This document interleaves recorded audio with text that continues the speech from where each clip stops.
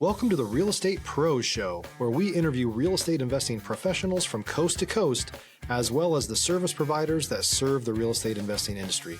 Our goal is simple: share what's working now to help you improve and scale your business to the next level and meet the pros that can help you get there.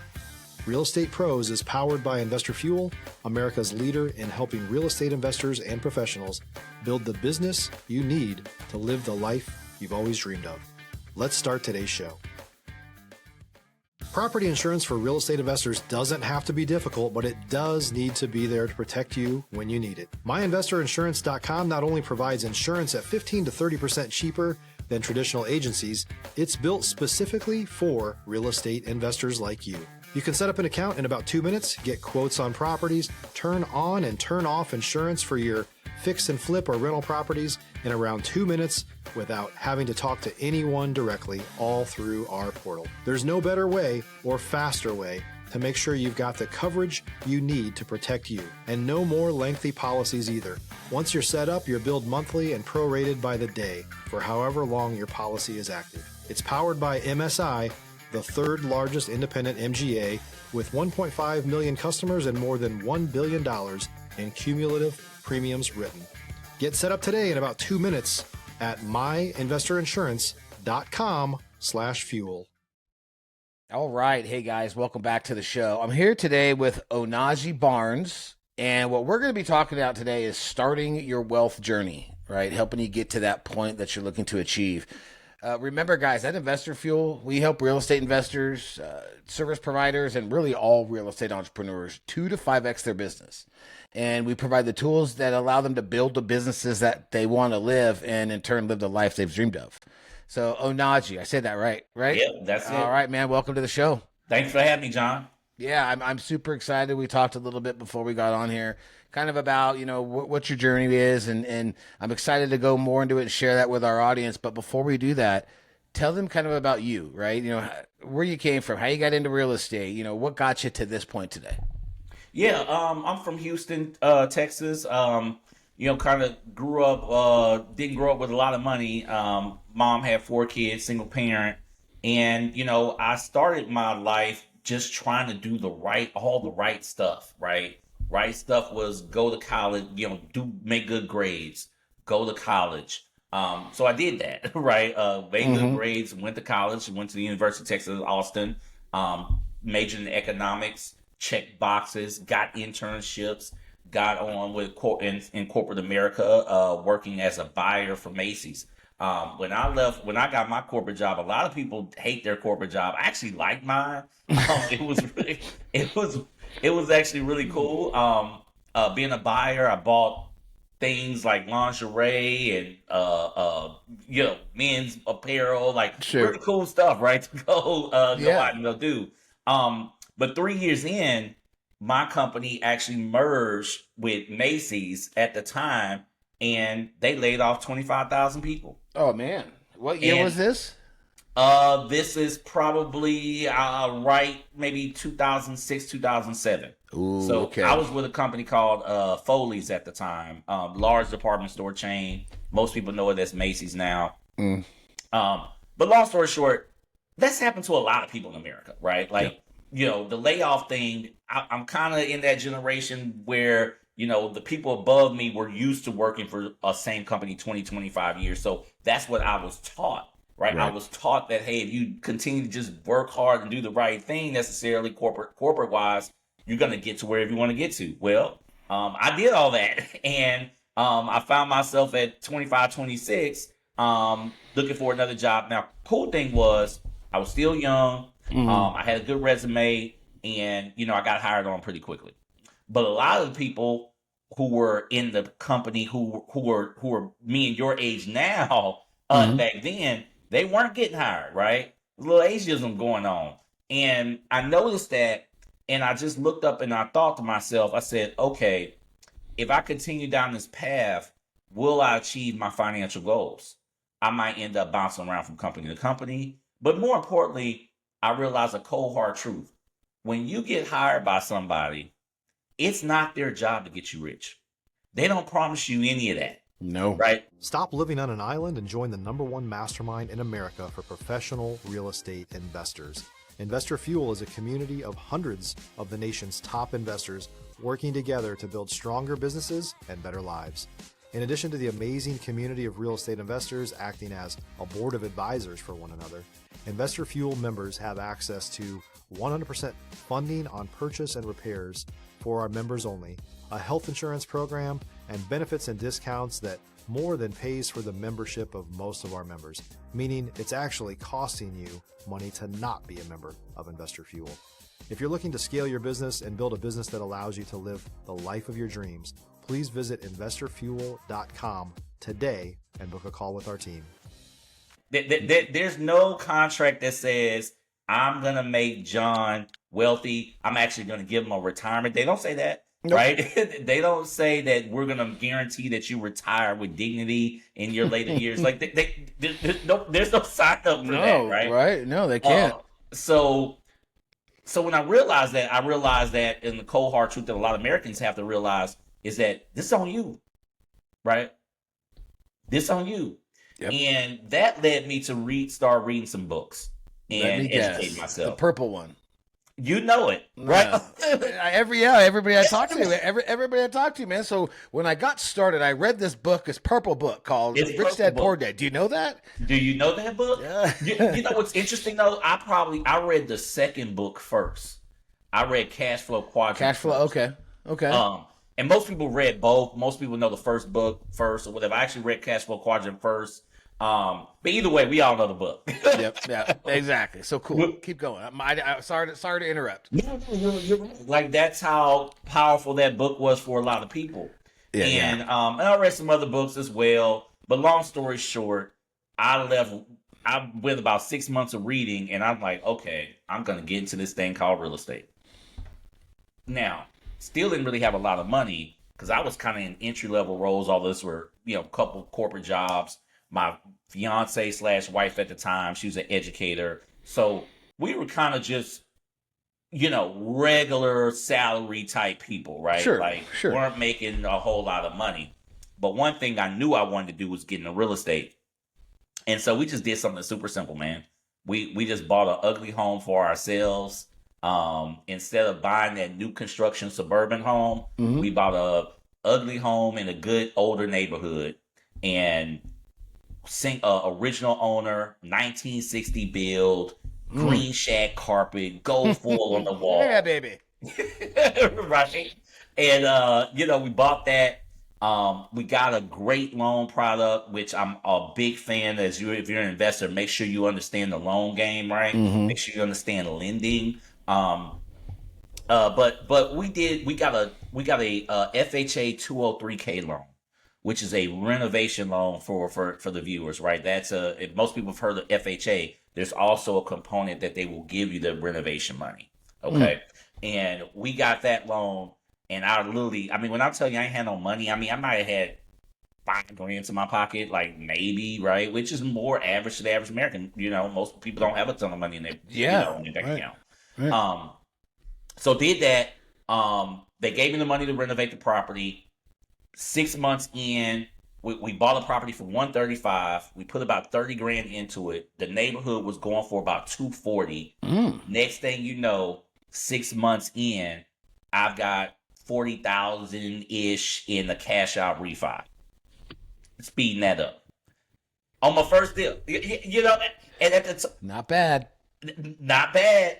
And so for a kid at 26 years old, having $40K in my pocket, I know everybody on social media made $40K in one day or whatever, but so they say. But for me at the time, that was a life-changing type of situation. How did you find this property? Now, ironically, when did I find this property? And that'll answer that question. Okay, when did you find this property? 2008, 1 month after Lehman Brothers crashed.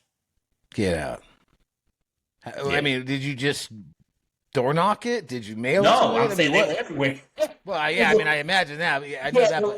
It was a foreclosure. Okay. And again, I say 2008 when Lehman Brothers crashed because. That's when everything dumped. Everything was dumping. If you're looking for consistent, high-quality leads, look no further than Investor Machine. Investor Machine isn't just another agency. It's the most sophisticated, data-driven lead generation company on the planet for real estate investors, and serves the role of being not just a lead generator for your business, but a marketing partner that is helping you achieve your goals along the way. Go to investormachine.com to learn more and schedule a call with our team today.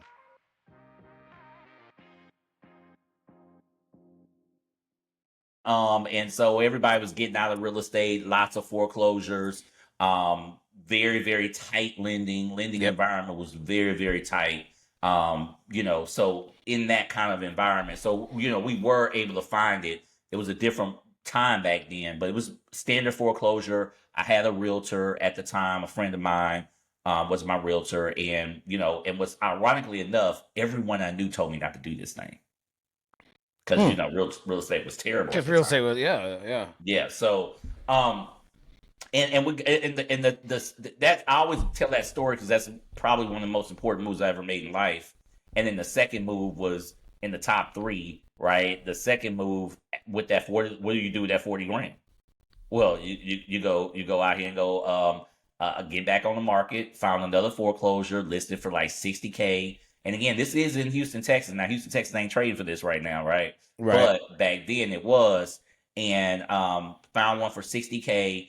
I only had like $43,000 left in my bank account. So guess what I offered? I offered 40 grand. Mm-hmm. And at the time, the bank took it because they was taking whatever they could get. Yeah. And they took that. I only had maybe 3 grand left. Opened up a Home Depot commercial card, and got a whole lot of sweat equity. 2 weeks, 3 weeks later into that, I got a tenant written out for $900, and on a mortgage ish in the 300 range. Nice. So a little bit of cash flow there. Yeah. So for me, I kind of hit, decent, right? Like, I'm making $500-$600. Great entry into the business for sure. Yeah. And at that point, I'm like, okay, I'm clearing about $500-$600. That's more than a car note.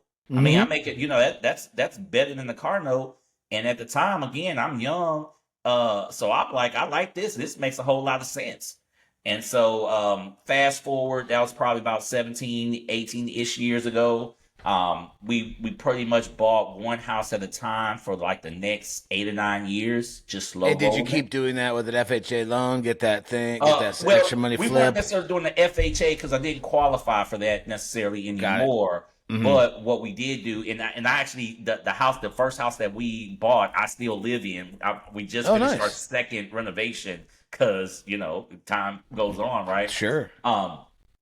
But I was scrapping together 20% downs and hard money loans, and literally however way I could come up with a couple nickels to make it to the quarter, we tried to do to get to some properties. And Got it. I'd say 8 or 9 years in, we pretty much had a bunch of single families, but something else changed. I realized that it wasn't moving fast enough. And why not? Why do you think it wasn't moving fast enough?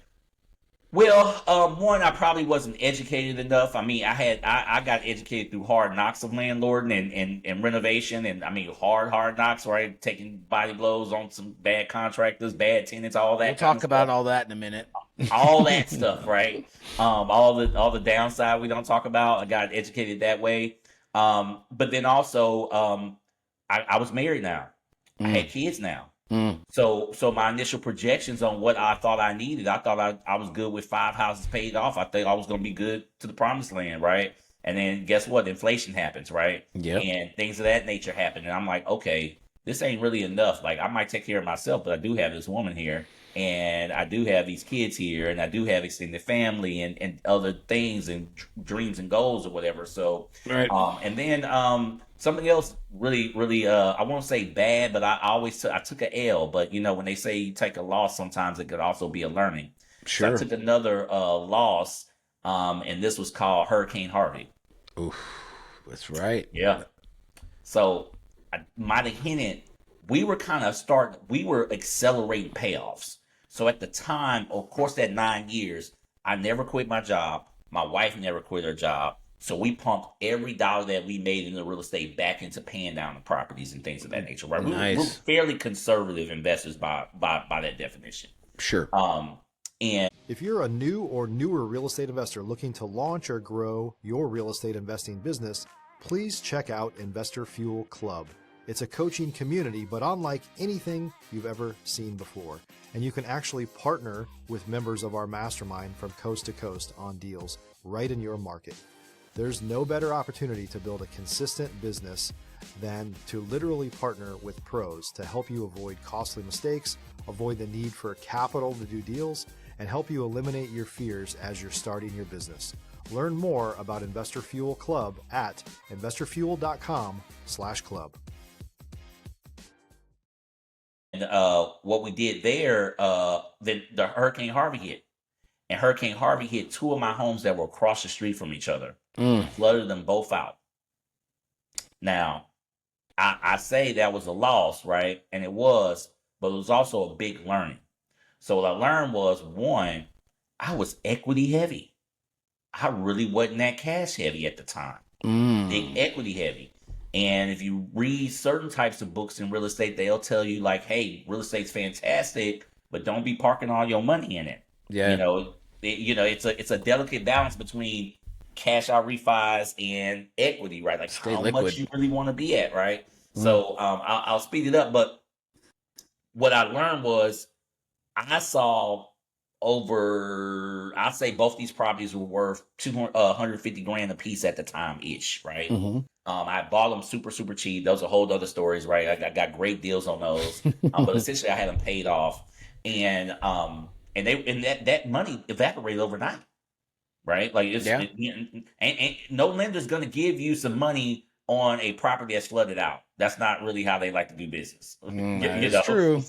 Right. So I took a credit card again because I was in some cash situation. Rolled up our sleeves, got the crew to work, got the properties back rented out, got our original tenants back into the properties after a month, which we were proud about. Yeah, that's awesome. And then I changed my strategy, got into cash out refinances, got a $200,000 check on that one between the two properties. Nice. That's a little couple dollars. Oh, yes. And instead of buying 3 or 4 more single families, we moved up to buy a large 21 unit multifamily.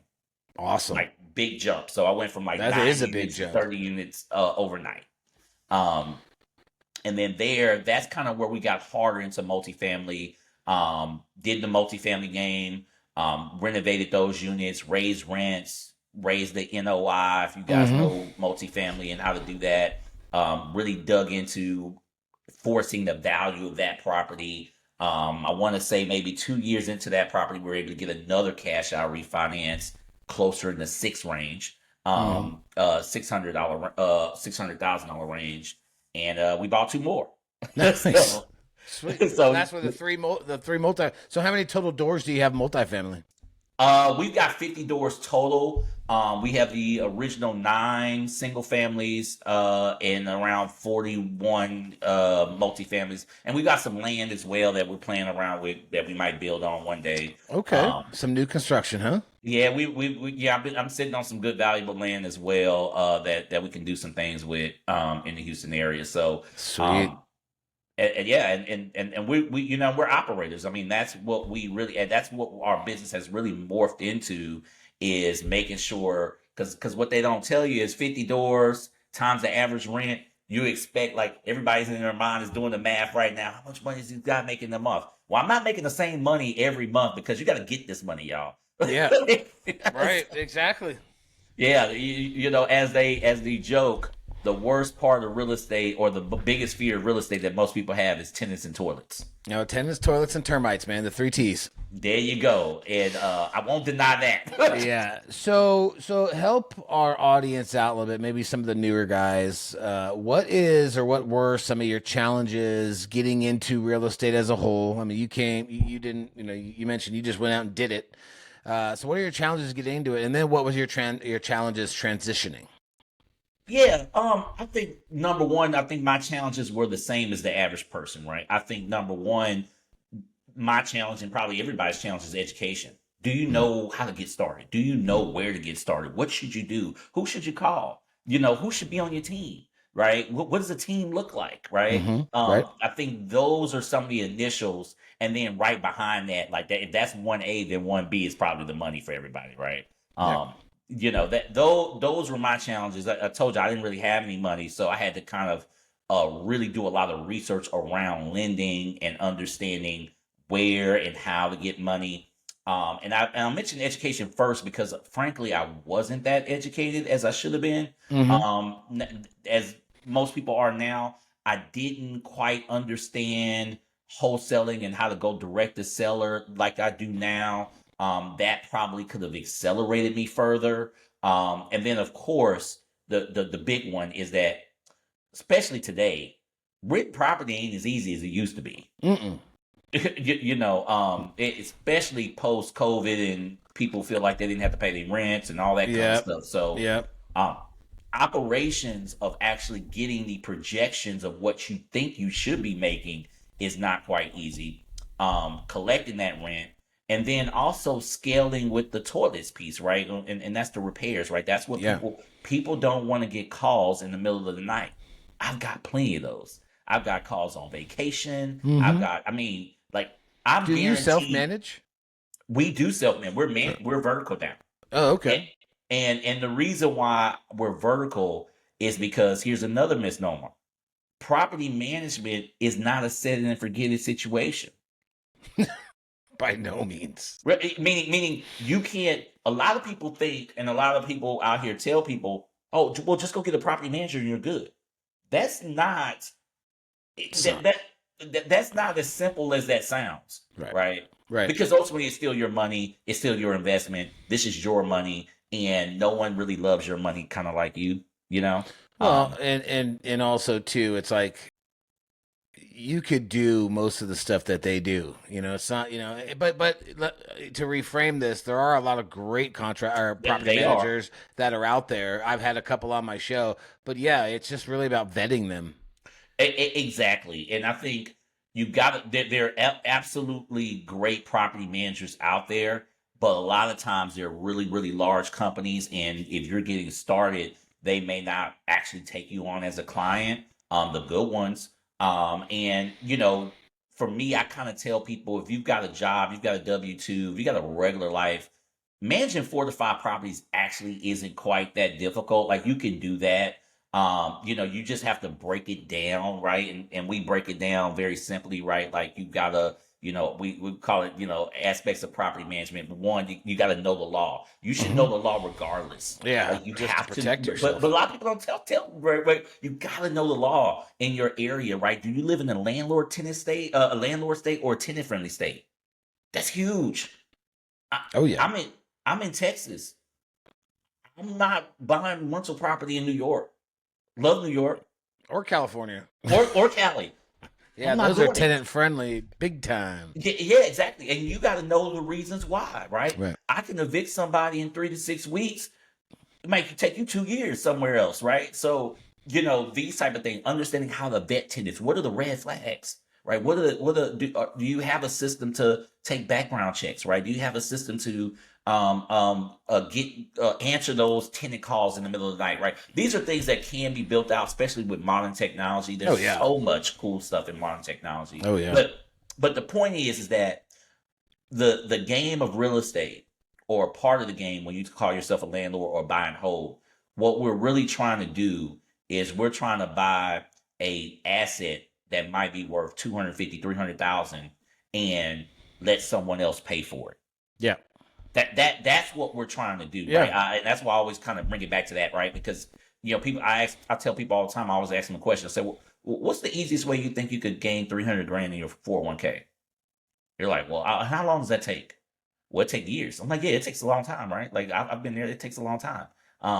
But how easy? Like, you got to put $300K into it, or at least you got to put at least 150, or at least 150 if they're matching you. At least on the match, right? You got to put 150 into it.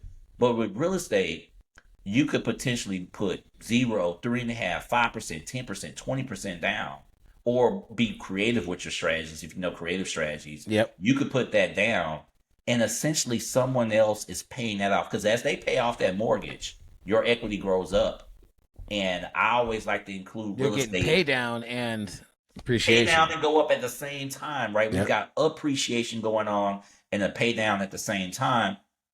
And the beauty of that is someone else is contributing to your retirement, your kids' college fund saving, whatever your wealth in particular, whatever you need. It don't have to be, oh, I got to be a gazillionaire, billionaire. I mean, that may not be everybody's goal. Your goal just might be extra financial security. Yeah. You know, which was kind of my goal. Like, I don't need to be a billionaire, right? Like, I just want to be safe and comfortable and, you know, be able to pay for my kids' college and, you know, my daughter's wedding and all you know, the basic stuff, right? That we all dream about. And frankly, not even really worried about getting laid off by somebody, right? Like, I'm not really as concerned about that kind of stuff.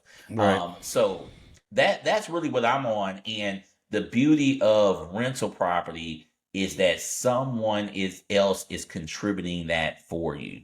Right? Yes. No, 100%. I love how you just put it there. You're buying a property and someone else is paying it off for you. And that's a great way to increase your wealth. Yeah, especially for long term and then get that appreciation. What does your team look like now? Like what are you? I know you got 50 doors. Yeah. So my wife retired during COVID, and she took over the management piece of the business. I am in charge of acquisition, rehab, construction, you know, that kind of piece. Okay. And then we have a on-site property manager that kind of just works for us exclusively. She lives at one of the properties and makes a lot of rounds. We have 3 virtual assistants that we use. I know a lot of people, and they kind of do basic property management functions. So one of the cool things that kind of came out of COVID is that I think a lot of consumers or renters have gotten used to not necessarily going into the quote unquote leasing office every day and meeting and talking to their person, right? So a lot more things became virtual. A lot of technology. We use a lot of technology. We actually are using AI to help manage our property from a maintenance perspective. Yeah, that you know, we have AI on inbound calling, where they can answer a lot of basic questions. You know, our AI technology that we're using right now can actually get a text message come in, troubleshoot the maintenance request with the tenant, and actually text out the corresponding That's vendor. pretty cool. Yeah. So we're using a lot of technology that way. Again, virtual assistants. Most managers or most property managers is just like one, you know, Grandma Susie type, right? And that's on the phones and just pulling her hair out. And we've tried to go through and automate or at least help out a lot of that. And that's kind of my wife, where she kind of manages that piece. Okay. And then we have different people kind of up under it, because we do have different business models. We have the regular long-term tenants, and then we've got a boutique. One of the 8-unit complexes is a boutique hotel that we operate as a short-term rental, and that's a completely different business. But we're able to do that because of a lot of automations. Awesome. Before we run out of time here, let's touch on our topic or our title of our thing, starting your wealth journey. You shouldn't let me just talk, man. It's okay, man. It's like, you know, that's what I know. This is a great time when I'm looking down. I'm going like, well, we're running out of time. Let's speed this up a little bit. Okay, so talk about how folks can start their wealth journey. Like, what are some maybe 3 main things that are critical for them when they start? Yeah, number one, hit on it first, education, right? Go get educated on the broad of real estate, right? Like, what is out there with real estate? Because I think you host a show where you probably talk about 1,000 ways to make money in real estate, right? Oh, yeah. Okay, so first things first, watch this show, y'all. You know, so that's first thing, right? Watch the show and understand the many ways to make money in real estate. Number 2, how about let's shrink that down. What strategy works for you? Right? That's a key, right? You could now, when you say strategy, you're talking about like, are you a buy and hold guy? Are you flip guy? Are you wholesale? Correct. But then even within buy and hold, what are you really trying? Like, what works for you and your family? Okay. Right? Got it. You know, some people have different goals. We're at different ages of life. You might need to be doing different things. if you don't really have a job and you're trying to use real estate as a tool to make real money right now, you need to be looking at lending, realtor, fix and flip. You need to be looking in that zone, wholesaling, right? But maybe you already have a good job. Maybe you're a doctor or lawyer and say, hey, this is going to be my career. I'm good on that. I just need a different place to build my retirement, right? Then you might be wanting to look for more of a long-term buy and hold situation, right? So I think that's a piece that a lot of people don't kind of stop. They might look on HGTV and say, hey, I'm going to go flip this house. Well, you got a job that's working you 60 hours a week. You ain't got time for that. Yeah, how you going to do all that, man? Yeah, so I think it's people need to spend a little bit more time there, and then obviously, like I said, go get educated, and then build your team. Right, you got to build a team. What does a team look like? If you don't have a couple lenders in your phone, you're not ready. Really, honestly, you're not. You need to have a couple contractors or somebody or a way to do the construction piece. Right, like you have to have that. Right. Who is your realtor? Who is helping you evaluate properties from a value perspective? Who's your coach? And the coach could be a accountability partner, but I think somebody, accountability partner, coach, homeboy, friend, someone that's not emotionally tied to you. Yep. Right? That's not emotionally tied to you that can say, hey, John, I don't really like that idea that you got right there. Maybe you should do it like this. Maybe you should do it like that. And that's a piece that a lot of us really don't have, and we really need that. It's like a board of advisors type of relationship, right? Someone that can look at it and be honest and be like, look, man, this ain't it. Yeah. I know you spent 6 months looking for a property and you fell in love with this property or whatnot, but the numbers ain't really mathing, and I think you're forcing the rents a little bit higher than what you really can get. That honest feedback. Honest experience conversation, right? Being able to have that. Exactly. And then lastly, after you built that team out, you got your realtor, you got your lawyer or whoever, you got your coach, you got that, then you got to shoot. You got to shoot your shot. Yep. And action. I love sports references, so I'll give you this one. Most people know Steph Curry, right? He's a great 3-point shooter, right? And you could probably argue he's probably the best 3-point shooter of all time. Is that fair? Right? Sure. Yeah. Fairish. Well, at the best 3-pointer of all time, he probably averages about 38% as a 3-point shooter. Mm-hmm. That means he's missing 6 out of 10 times. Than he's making. That's for sure. He's missing 6 out of 10 times, and he's the best 3-point shooter of all time. Yep. So we're gonna miss a lot of shots, but you can't hit none if you ain't shooting. I love it. You can't miss a shot you don't take. There you go. Can't make a shot you don't take. Or make a shot. Yeah, no, I love it. That to me is that last one is that we don't shoot enough. I believe in shooting, but if you hear what I said beforehand, I believe in preparation and planning and practice as well. Yep. Right. Mm-hmm. And Steph Curry didn't become great if he wasn't shooting in the gym first. Yeah. I mean, what was it? Kobe sat after practice and shot hundreds and hundreds of free throws. There you go.